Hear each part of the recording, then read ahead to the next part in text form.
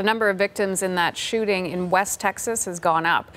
Officials now say 7 people are dead, in addition to more than 20 others wounded by the gunman. Police say the violence began when the suspect opened fire during a routine traffic stop.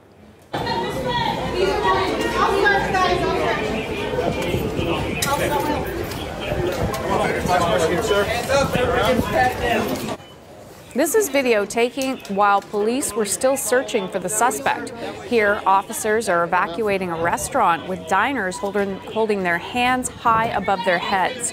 An abundance of caution, but understandable given what we know about the violence that unfolded.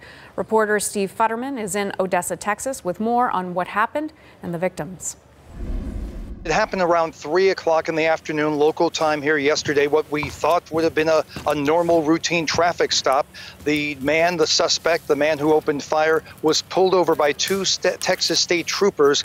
Before they could get to the car, he opened fire, shooting one of them, injuring him, and then the rampage began. He sped off, was on Interstate 20, and as he was driving, he was opening fire, he was shooting. We don't think he was aiming at anyone in particular, just shooting indiscriminately, and this went on. Then he got off the highway onto the street.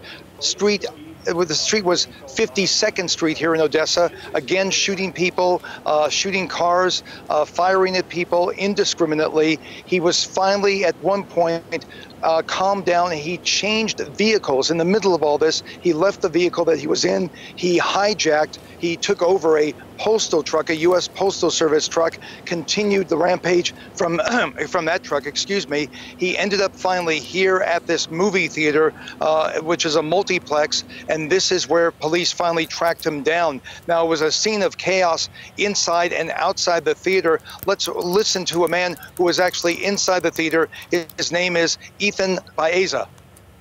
We have cops come out of nowhere with guns and flashlights telling us to evacuate the building. So we go out through the exit.